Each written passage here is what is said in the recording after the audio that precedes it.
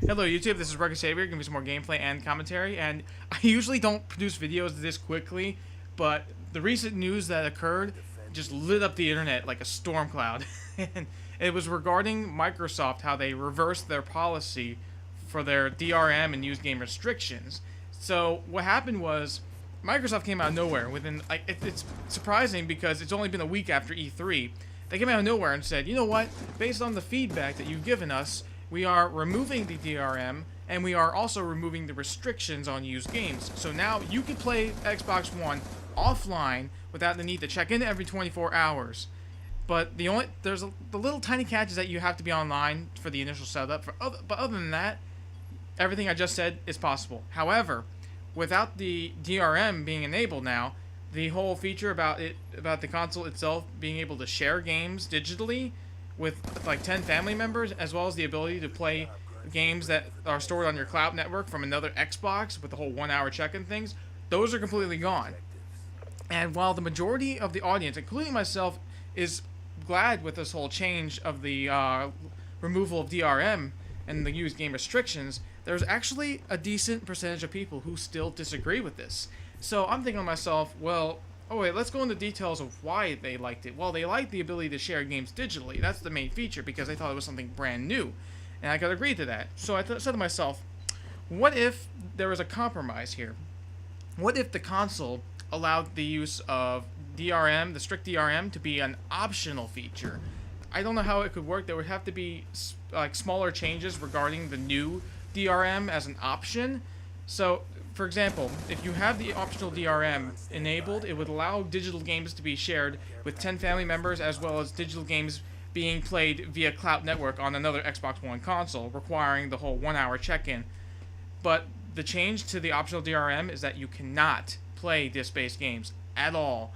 Even if the disc was installed to the hard drive, if the game was installed from the disc to the hard drive, it cannot be played at all with a disc. And the only way to like share your games, as I mentioned before, is if the games were purchased via digitally or redeemed by a code or such.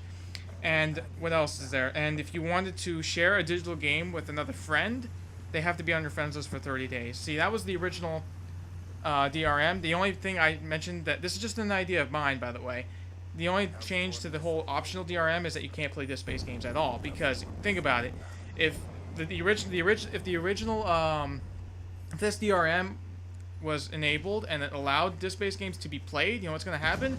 People are going to install the game, take the game out, still be able to play the game on their console via cloud, give the game to another person who has their optional DRM disabled, so they could play the game on the disc. So it's basically, I can install it, give the disc away to somebody else, and they can play it freely as long as they remain offline. See, that's a problem there. So that's why playing disc-based games should be completely disabled if the optional DRM were enabled. But, you know, like, you're not going to appease everybody with the whole changes that Microsoft makes, but you could try to appease the most, and which they're trying to do. You see, they've already listened to our feedback within a week of enormous amount of backlash about their whole restrictive features.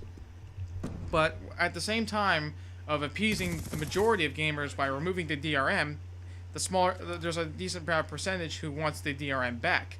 So imposing an optional approach towards the whole digital game sharing would be a decent idea. Like I said, my ideas are not perfect, but it could possibly serve as a catalyst for developers or even higher up officials, if they can see this video, to, you know, base their ideas off of. But anyway, what do you think about the whole change? Is this whole change now going to allow you to buy an Xbox One again?